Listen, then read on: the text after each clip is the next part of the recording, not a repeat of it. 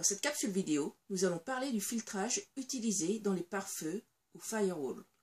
En effet, grâce à l'Internet, notre machine peut à présent communiquer avec les machines du monde entier au travers de l'Internet.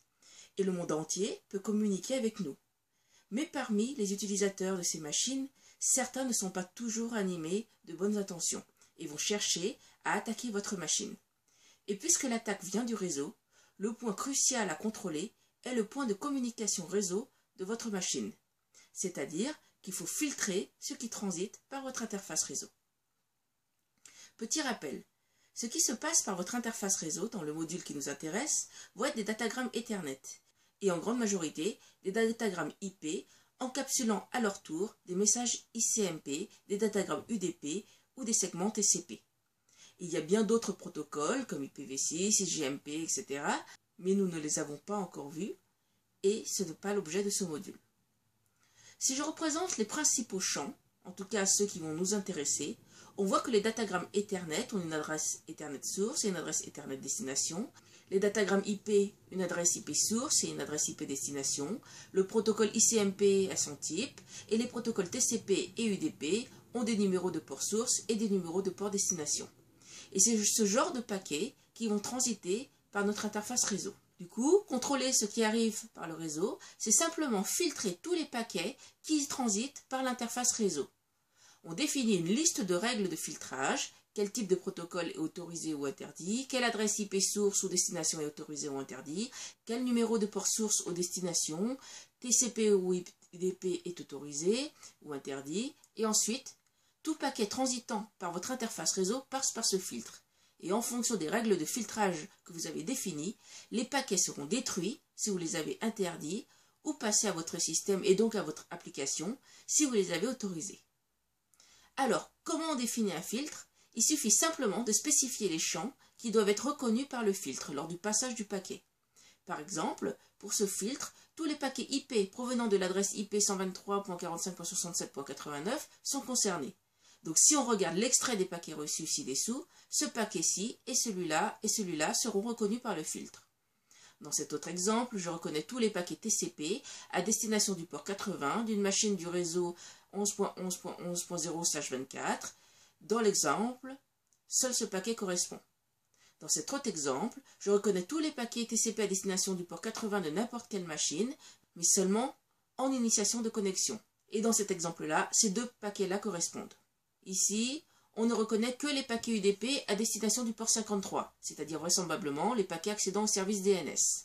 Ici, on ne reconnaît que les paquets ICMP de type 0 et 8, c'est-à-dire Echo Request et Echo Reply. En résumé, c'est une règle qui reconnaît tous les pings depuis n'importe où vers n'importe où.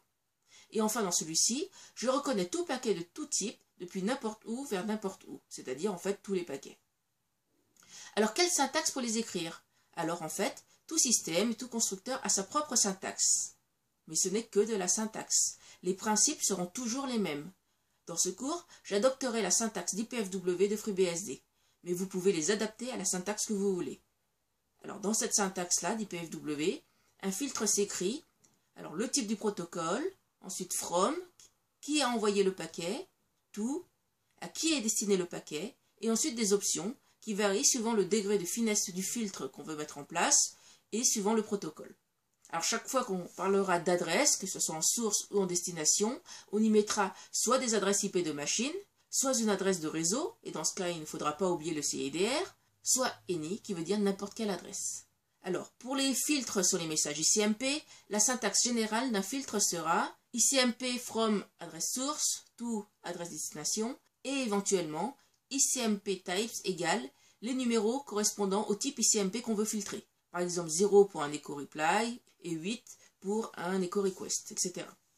Alors dans ces exemples-là, alors ici c'est un filtre sur les ICMP request et reply provenant de la machine 123.45.67.89 vers n'importe quelle autre machine. Vous voyez ici le any. Ici c'est un filtre sur tous les messages ICMP, quels qu'ils soient, de n'importe quelle machine à n'importe quelle machine.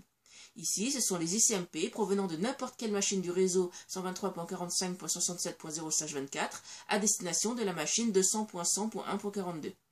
Et ici, ce sont les ICMP de type 3, donc Destination Unreachable, provenant de n'importe où, à destination de la machine 123.45.67.89. Pour le protocole de type UDP, on rajoute la possibilité de filtrer sur le port UDP. Le port source s'écrit après l'adresse source et le port destination après l'adresse destination. Par exemple, ce filtre concerne les datagrammes UDP provenant de la machine 123.45.67.89, quelle que soit la destination, mais sur le port 53, c'est-à-dire une requête vers un serveur DNS. Ce filtre concerne tous les datagrammes UDP provenant de n'importe où, mais du port UDP 53 vers 123.45.67.89, c'est-à-dire en fait les réponses d'un serveur DNS quelconque vers cette machine. Ce filtre-là concerne tout datagramme UDP provenant d'une machine du réseau 123.45.67.0/24 vers la machine de 100.100.1.42. Et celui-là, les datagrammes UDP provenant de n'importe quelle machine, mais d'un port source situé entre 1 et 1024 et allant vers la machine 123.45.67.89 sur son port 53. Et enfin, ce dernier filtre concerne tous les datagrammes UDP quels qu'ils soient. Tout comme UDP, les filtres TCP intègrent la notion de port, mais également l'état de la connexion, en regardant le champ flag du segment TCP.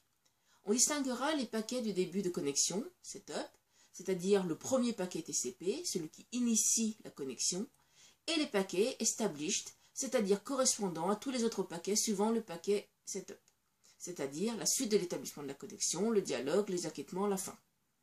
Alors par exemple, cette expression filtre les segments TCP provenant de la machine 123.45.67.89 et allant vers n'importe quelle machine sur son port 80, mais à condition que ce soit un paquet d'initialisation de connexion. Ici, c'est un segment TCP provenant du port 80 de n'importe quelle machine vers n'importe quelle machine, quel que soit le stade de la connexion, setup ou established, puisque ce n'est pas précisé. Ici, c'est un filtre sur le premier segment TCP, et si seulement il provient d'une machine du réseau 123.45.67.0/24 et à destination de 200.100.1.42.